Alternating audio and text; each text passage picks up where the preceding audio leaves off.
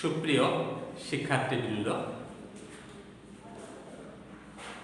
Online ক্লাসে তোমাদের সকলকে সুস্বাগতম।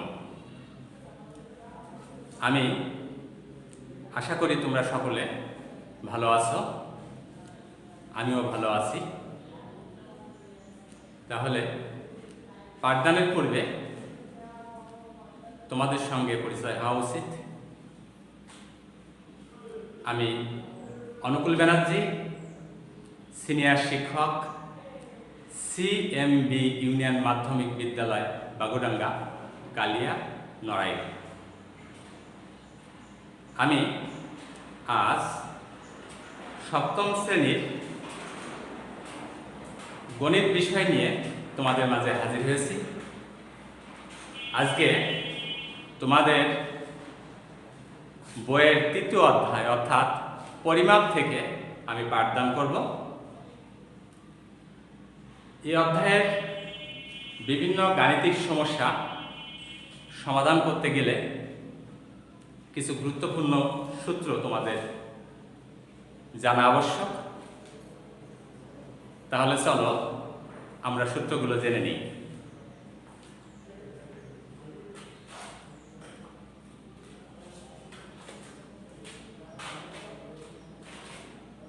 শিক্ষার্থীবৃন্দ, আমি প্রথমে একটা আয়ত এঁকেছি। এখানে এটা একটা আয়তক্ষেত্র। আমরা জানি যে চতুর্ভুজের বিপরীত বাহুগুলোর দৈর্ঘ্য সমান এবং প্রতিটি কোণ সমকোণ তাকে আয়ত বলে। এই আয়তক্ষেত্রের ক্ষেত্রফল সমান দৈর্ঘ্য গুণন প্রস্থ। দৈর্ঘ্য গুণন প্রস্থ গুণ করলে আয়তক্ষেত্রের ক্ষেত্রফল পাওয়া যায়। তাহলে ক্ষেত্রফল বের করার সূত্রটা হচ্ছে দৈর্ঘ্য গুণন প্রস্থ এত বর্গ একক। আয়তক্ষেত্রের পরিসীমা সমান আমরা লিখতে পারি 2 গুণন দৈর্ঘ্য প্লাস প্রস্থ এত একক। 2 দৈর্ঘ্য অর্থাৎ এই দৈর্ঘ্য আর এই দৈর্ঘ্য আর এই প্রস্থ আর এই প্রস্থ যোগ করলে হবে এর পরিসীমা। এই কারণে সূত্রটা হচ্ছে 2 গুণন দৈর্ঘ্য প্লাস প্রস্থ। এবার বর্গক্ষেত্র। আমরা জানি বর্গক্ষেত্রের প্রত্যেকটা বাহুর দৈর্ঘ্য সমান থাকে এবং প্রত্যেকটা কোণ সমকোণ থাকে। তাহলে বর্গক্ষেত্রের ক্ষেত্রফল সমান আমরা লিখতে পারি বাহু গুণ বাহু বা বাহুর স্কয়ার এত বর্গ একক। আর বর্গক্ষেত্রের পরিসীমা সমান 4 গুণন বাহুর দৈর্ঘ্য। কারণ প্রত্যেকটা বাহু যেহেতু সমান, এই জন্য 4 এর সাথে যে কোনো এক বাহু যোগ দিলে এর পরিসীমা পাওয়া যায়। সামান্তরিক। যে চতুর্ভুজের বিপরীত বাহুগুলোর দৈর্ঘ্য সমান এবং সমান্তরাল তাকে সামান্তরিক বলে। এই সামান্তরিকের ক্ষেত্রফল সমান আমরা লিখতে পারি ভূমি গুণ উচ্চতা এত বর্গ একক। এর সাথে ভূমি এবং উচ্চতা গুণ করলে এর ক্ষেত্রফল পাওয়া যায়। আর এর পরিসীমা সমান 2 গুণ অসমান বাহুদ্বয়ের যোগফল। অসমান বলতে যেহেতু এক বাহু ছোট এবং এক বাহু বড় থাকে, এই জন্য অসমান বাহু দুটি যোগ করে 2 দিয়ে গুণ দিলে এর পরিসীমা 4 বাহুর যোগফল পাওয়া যায়। ত্রিভুজ ক্ষেত্র।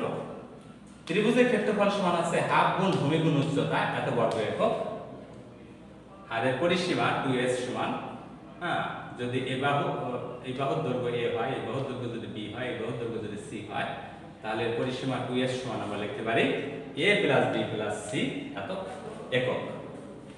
তাহলে এই অধ্যায়ের গাণিতিক সমস্যাগুলো সমাধান করতে গেলে এই সূত্রগুলো বারবার তোমাদেরকে ব্যবহার করতে হবে। এই জন্য তোমরা সূত্রগুলো অবশ্যই খাতায় লিখে নেবে। তাহলে এবার চলো আমরা তোমাদের বইয়ের থেকে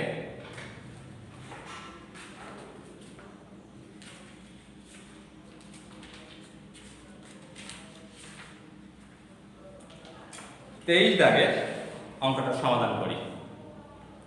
প্রিয় শিক্ষার্থীবৃন্দ, 23 দাগের অঙ্কটায় বলা হয়েছে একটি আয়তাকার বাগানের দৈর্ঘ্য ও প্রস্থ যথাক্রমে 60 মিটার ও 40 মিটার। এর ভিতরে চতুর্দিকে 2 মিটার চওড়া একটি রাস্তা আছে। রাস্তার ক্ষেত্রফল নির্ণয় করো। তাহলে এই অঙ্কটা আমরা সমাধান করব। তোমরা অঙ্কটা একবার করে নাও।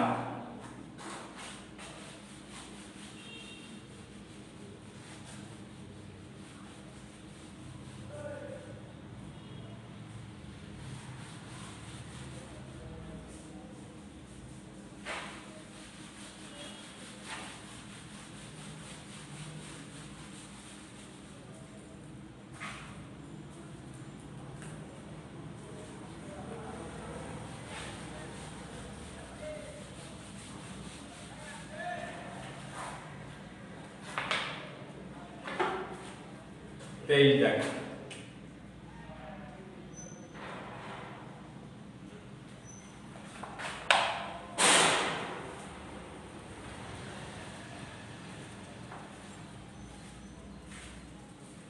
আমরা একটা আয়ত আঁকলাম।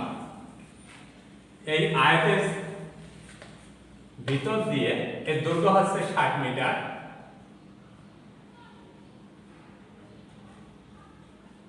আর প্রস্থ হচ্ছে 40 মিটার।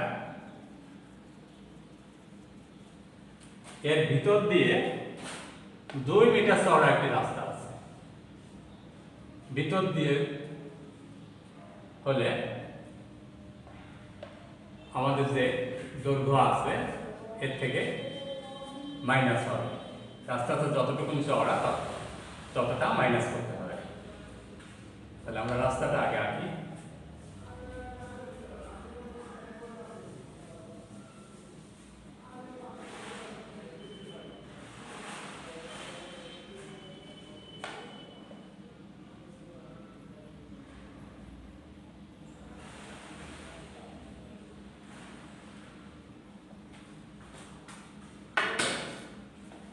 দুই মিটার চওড়া রাস্তা।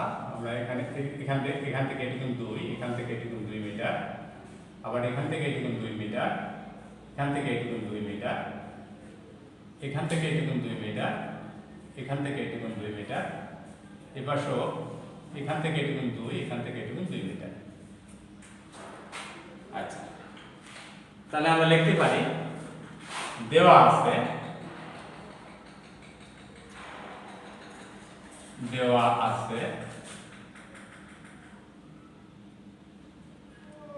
আয়তাকার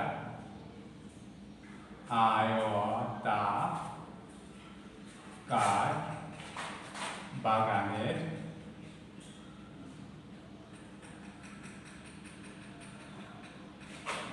দৈর্ঘ্য 60 মিটার এবং আয়তাকার বাগানের প্রস্থ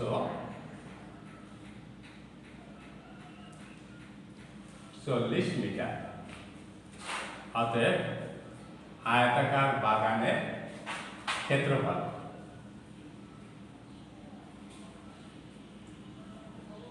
আমরা একটু আগেই জেনেছি। আয়তাকার বাগানের ক্ষেত্রফল বের করতে গেলে দৈর্ঘ্য এবং প্রস্থ গুণ করতে হবে।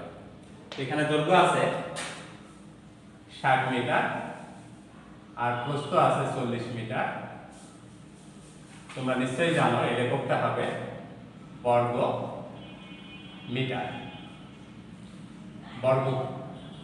মিটার। তাহলে এই দুটো গুণ যদি আমরা গুণ করি 4 × 24 আর 2 শূন্য এত বর্গ মিটার। তাহলে পুরো সম্পূর্ণ আয়তকার ক্ষেত্রটির ক্ষেত্রফল পেলাম আমরা 2400 বর্গ মিটার। তোমরা বুঝতে পারছো তো? তাহলে এই হলো পুরো আয়তাকার বাগান। এই বাগানের ক্ষেত্রফল হলো 2400 বর্গ মিটার। এবার এই বাগানের ভিতর দিয়ে যখন আমরা রাস্তা নির্মাণ করব তখন রাস্তায় অবশ্যই কিছু জায়গা চলে যাবে। কতটুকু জায়গা যাবে? 2 মিটার হলে এদিকে থেকে 2 মিটার এবং এদিকে থেকে 2 মিটার। সেক্ষেত্রে দৈর্ঘ্য থেকে 60, এই 60 থেকে 2 + 2 অর্থাৎ 4 বাদ যাবে। আবার এদিকে প্রস্থের দিকে এদিকে 2 মিটার রাস্তায় গেল, এদিকে 2 মিটার রাস্তায় গেল। তাহলে এই প্রস্থ 40 থেকে 2 আর 2 4 মিটার বাদ যাবে। তাহলে আমরা লিখতে পারি আবার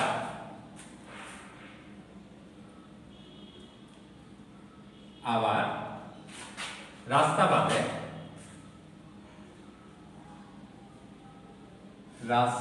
বাদে বাগানের দৈর্ঘ্য।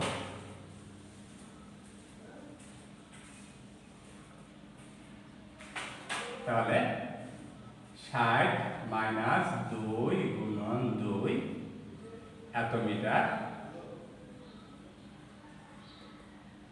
সমান 60 মাইনাস 4 মিটার,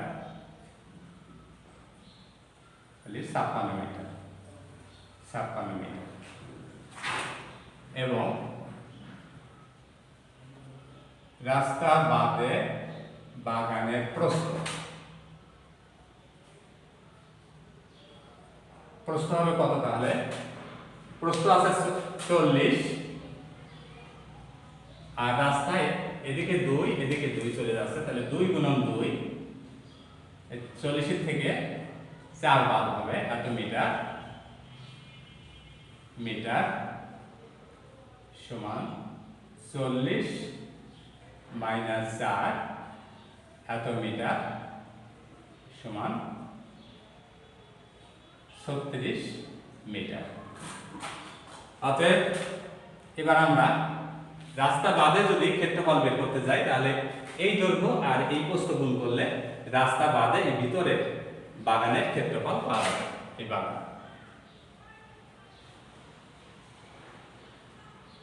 তাহলে ভিতরে বাগানের ক্ষেত্রফল, তা আমরা পাবো এইটা আর এইটা গুণ করলে।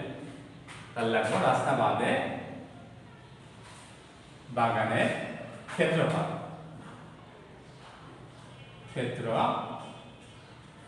সমান 56 গুণন 36 এত বর্গ মিটার,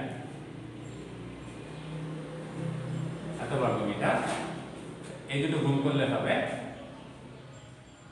2016 বর্গ মিটার। তাহলে দেখো প্রিয় শিক্ষার্থী বন্ধুরা, আমরা পুরো বাগানটার ক্ষেত্রফল পেয়েছিলাম 2400 বর্গ মিটার, আর এই রাস্তা বাদ দিয়ে শুধু বাগানের ক্ষেত্রফল পেয়েছিলাম 2016 বর্গ মিটার। এবারে তোমরা বলতে পারো রাস্তার ক্ষেত্রফলটা আমরা কিভাবে বের করব? এবারে আমরা রাস্তার ক্ষেত্রফল বের করব ওই পুরো বাগানের ক্ষেত্রফল থেকে। যদি শুধু বাগানের ক্ষেত্রফলটা যদি বাদ দিই, পুরো আয়তাকার ক্ষেত্রটার ক্ষেত্রফল থেকে যদি শুধু বাগানের ক্ষেত্রফলটা বাদ দিই, তাহলে আমরা রাস্তার ক্ষেত্রফল পেয়ে যাব। তাহলে আমরা লিখতে পারি অতএব রাস্তার ক্ষেত্রফল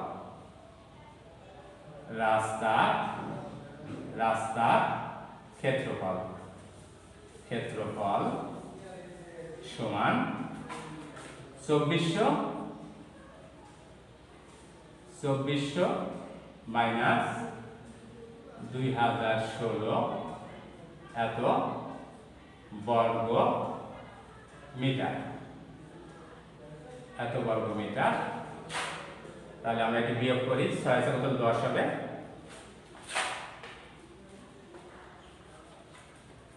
6 × 10 হবে 4 হলে হাতে 1, 2 2 × 10 হবে 8 হলে হাতে 1, 1 আছে কত হলে 4 হবে 3 হলে, এটা হলো এত বর্গ মিটার।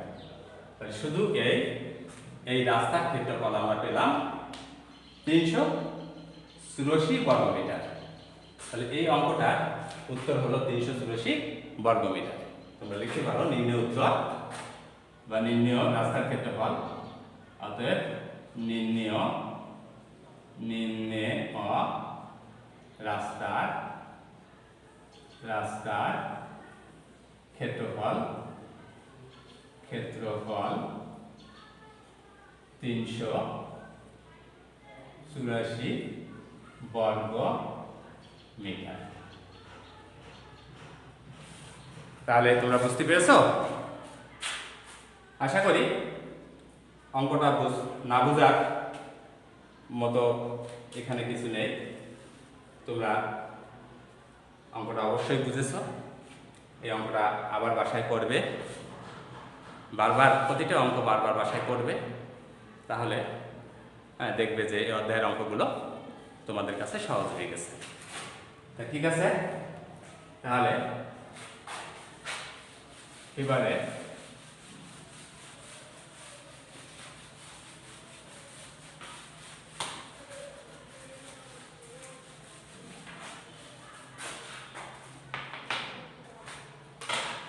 এবারে আমরা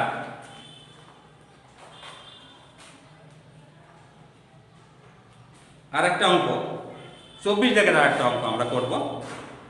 এখানে বলা হয়েছে একটি ঘরের দৈর্ঘ্য প্রস্থে 3 গুণ, প্রতি বর্গ মিটার 7.50 টাকা দরে ঘরের মেঝে কার্পেট দিয়ে মুড়তে মোট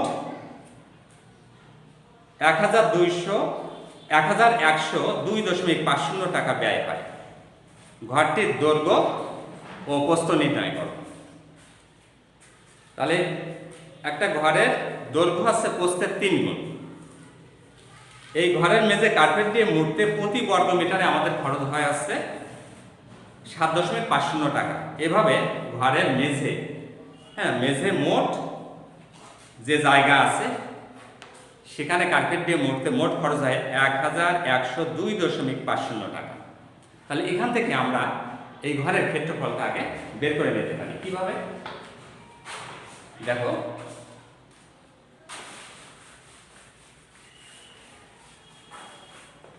শিক্ষার্থী বন্ধুরা, এটা 24 দাগের অঙ্ক। তোমরা লিখবে 7.50 টাকা খরচ হয়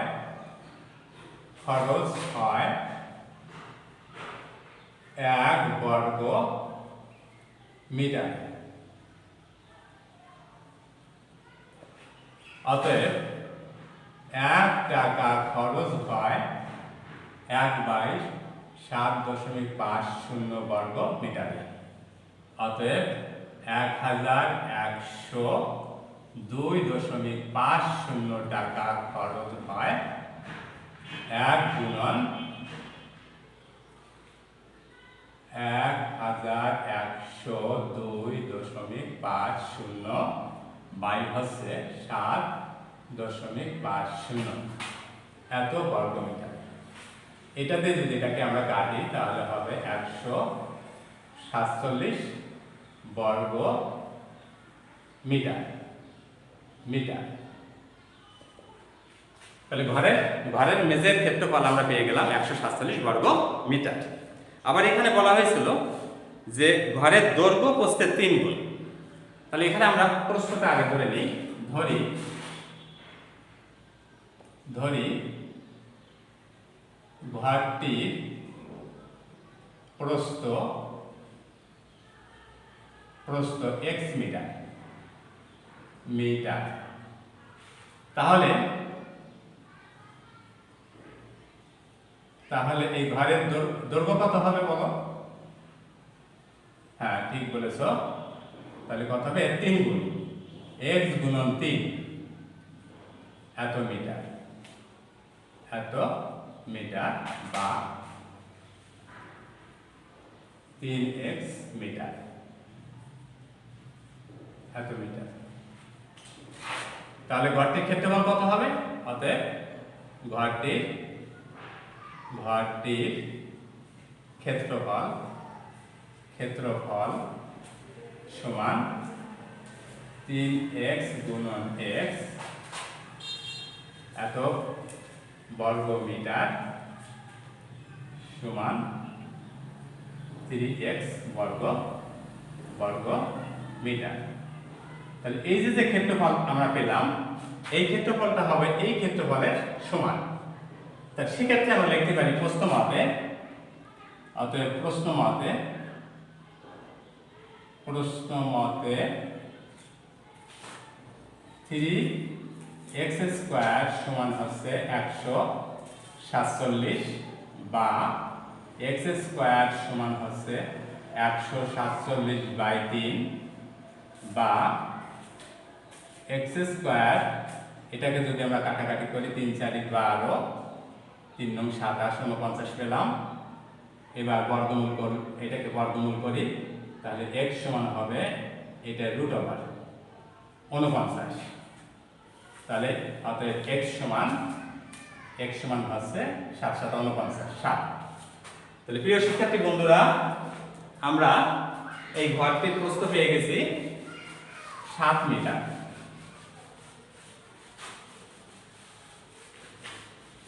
অতএব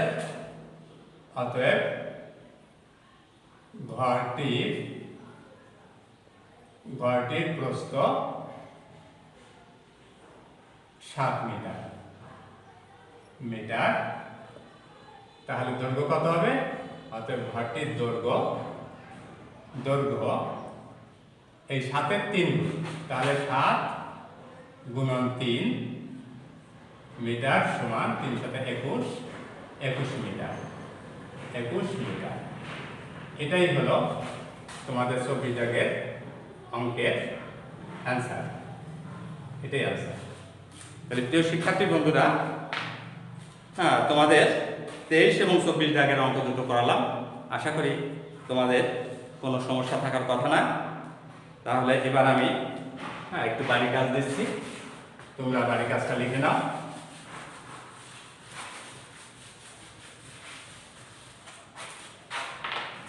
বাড়ির কাজ তোমাদের বইয়ের 25 দাগের অঙ্ক বাড়ি করবে। 25 ও 26 দাগ। 25 ও 26 দাগ এই দুটো অঙ্ক তোমাদের বাড়ির কাজ থাকলো। তোমরা অবশ্যই এই দুটো অঙ্ক বাসায় করবে। আর আগামী ক্লাসে আমি তোমাদের সৃজনশীল অঙ্ক নিয়ে আলোচনা করব এবং সৃজনশীল অঙ্ক তোমাদের ক্লাসে করাবো। তো ঠিক আছে, তাহলে তোমরা সকলে ভালো থাকো, সুস্থ থাকো এবং করোনাকালীন সময়ে বাইরে বেশি ঘোরাফেরা না করে বেশি করে বাসায় থাকবে এবং বেশি করে বাসায় পড়াশোনা করবে। তোমাদের সকলকে ধন্যবাদ জানিয়ে আমার ক্লাস এখানে শেষ করছি।